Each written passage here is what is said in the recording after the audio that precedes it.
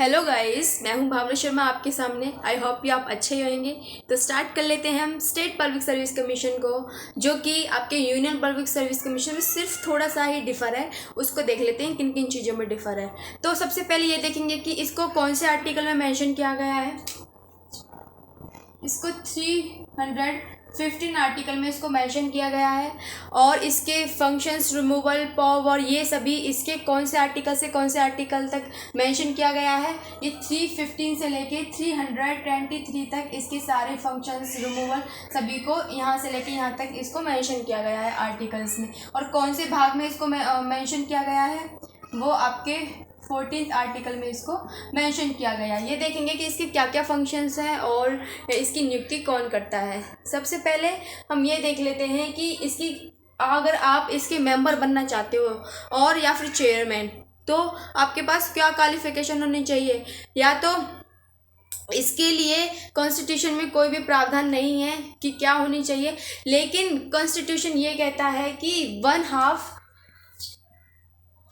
Member state public service commission के कैसे होने चाहिए। वो या तो 10 ईयर्स के लिए उन्होंने स्टेट गवर्नमेंट ऑफ स्टेट में काम किया हो या गवर्नमेंट ऑफ इंडिया में काम किया हो, तो उसको या मेंबर या चेयरमैन उसको अपॉइंट किया जा सकता है स्टेट पब्लिक सर्विस कमीशन का। ओके, नेक्स्ट हम बात करते हैं कंपोजिशन की। कंपोजिशन का मतलब है, ये पूछ रहा है कि इसके अंदर कितने मेंबर्स या कितने चेयरमैन्स होते हैं। तो इसके लिए कोई भी कॉन्स्टिट्यूशन में मेंशन नहीं किया गया कि टोटल कितने होने चाहिए, कोई निश्चित नहीं है। ठीक है, गवर्नर जितना चाहे उसको जितने मेंबर्स या अपने इच्छा के अनुसार अपॉइंट कर सकता है। नेक्स्ट हम बात करते हैं इसके टेन्योर की। टेन्योर का मतलब है कार्यकाल, कितना कार्यकाल होना चाहिए एक स्टेट पब्लिक सर्विस कमीशन के मेंबर या चेयरमैन का।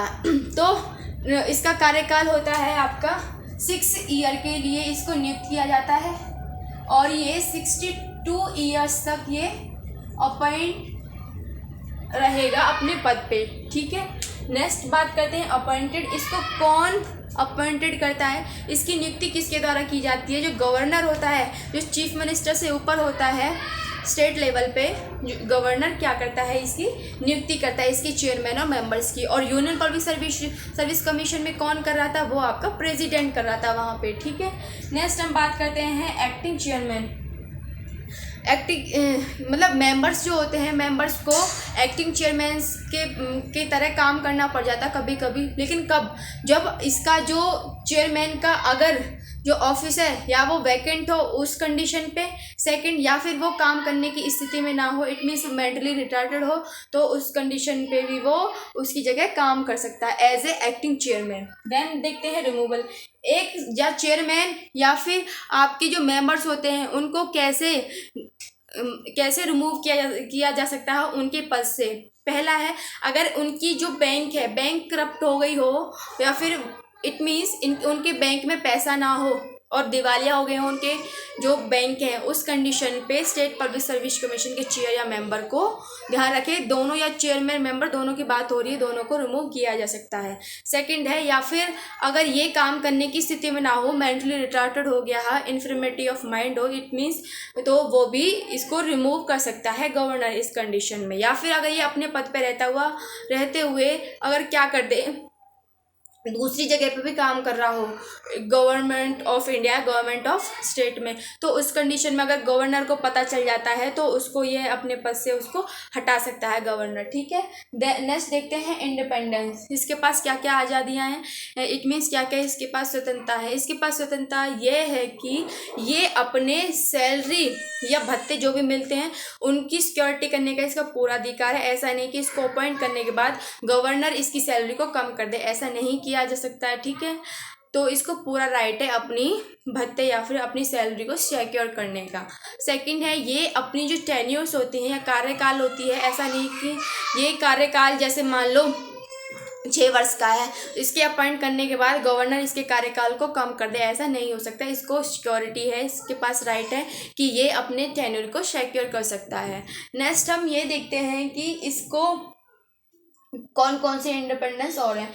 ये क्या कर सकता है, इसको रीअपॉइंटमेंट की आज़ादी नहीं है। एक बार अगर इसको अपॉइंट किया जाता है, दोबारा इसको रीअपॉइंट नहीं किया जा सकता। और ये इसको ये आज़ादी नहीं है कि ये अपने पद पे रहते हुए और किसी पद पे भी को भी ये ग्रहण करके रखे, ऐसा नहीं कर सकता। ठीक है, तो कुछ रूल्स भी हैं। और इसके जो मेंबर्स होते हैं, मेंबर्स थोड़े दिन के बाद, उनके प्रोग्रेस होने के बाद वो चेयरमैन बन सकते हैं, उनको राइट है। तो ये इनके पास इंडिपेंडेंस थी। नेक्स्ट बात करते हैं फंक्शंस की। इनके फंक्शंस क्या होते हैं। स्टेट लेवल पे जितनी भी आपकी पोस्ट निकलती हैं, ठीक है, वो सभी को कंडक्ट कौन कराता है, वो कराता है आपका state public service commission. Civil services जितनी भी होती हैं स्टेट लेवल पे होती है। सिविल सर्विसेज आपको पता है 2 लेवल पे होती हैं। एक स्टेट लेवल पे जिनको conduct union public service commission कराता है। स्टेट लेवल पे जो सिविल सर्विसेज होती है उनको कौन कंडक्ट कराता है, उनको आपका स्टेट पब्लिक सर्विस कमीशन कराता है। ठीक है, और उनकी सेकंड पॉइंट है, उनको ट्रांसफ़र कर सकता है सिविल सर्विसेज को स्टेट पब्लिक सर्विस कमीशन। ठीक है, और उनको प्रमोशन दे सकता है और उनकी जो पद है उसको घटा भी सकता है, इसके पास राइट है। या फिर और ऐसी कंडीशन में उनको ग्रांट भी देता है, यदि अगर वो अपने खर्चे में से अपन लीगली राइट्स को बचा करके रखते हैं, उनकी सिक्योरिटी करते हैं कानून की, हैं, तो उस कंडीशन में ये उनको ग्रांट पैसे दे सकता है, उनको उपहार के रूप में। ठीक है, और ये भी है अगर वो काम करते वक्त इंजर हो जाते हैं, ठीक है, तो उस कंडीशन में ये उनको पैसा देता है उनकी मेडिकल सिक्योरिटी के लिए। ठीक है, तो ये थे इसके फंक्शंस। देन देखते हैं लिमिटेशंस। ये इसकी लिमिटेशंस ये हैं, इट मीन्स ये अपनी लिमिट में रह के काम करेगा, ऐसे नहीं। पहला पॉइंट है कि ये बैकवर्ड कास्ट की जितनी भी रिजर्वेशन होती हैं उनमें कोई इंटरफियर करने का अधिकार नहीं है स्टेट पब्लिक सर्विस कमीशन को।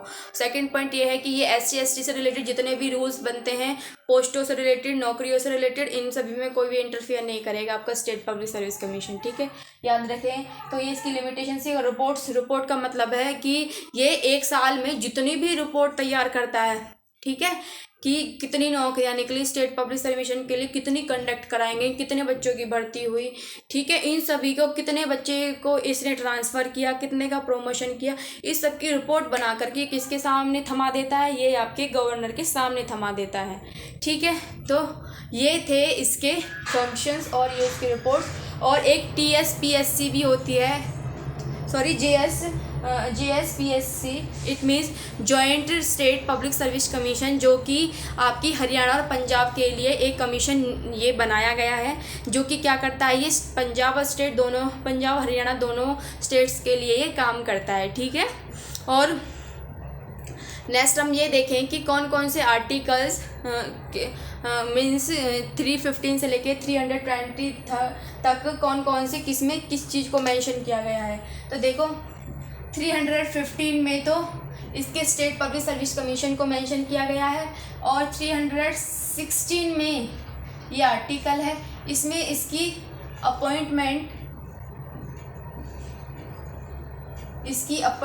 इसकी नियुक्ति कौन करता है, और इसका जो टेन्योर है वो क्या है, इसका मेंशन किस में किया गया है, 316 में। 317 में इसकी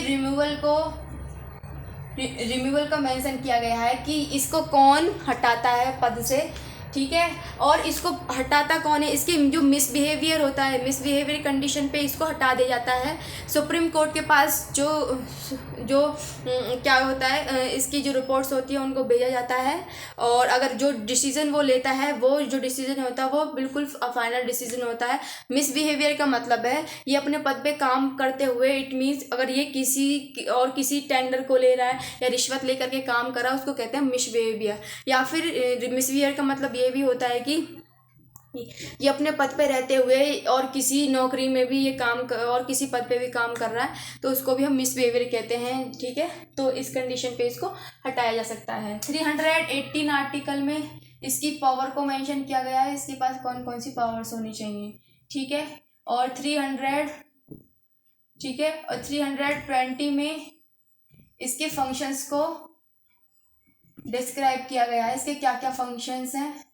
और नेक्स्ट 323 में इसकी रिपोर्ट्स को बारे में बताया गया है कि इसकी कौन कौन सी रिपोर्ट्स होनी चाहिए। 322 में, ठीक है, इसके एक्सपेंसेस को मेंशन किया गया है कि इसके कितने खर्चे हैं, ठीक है।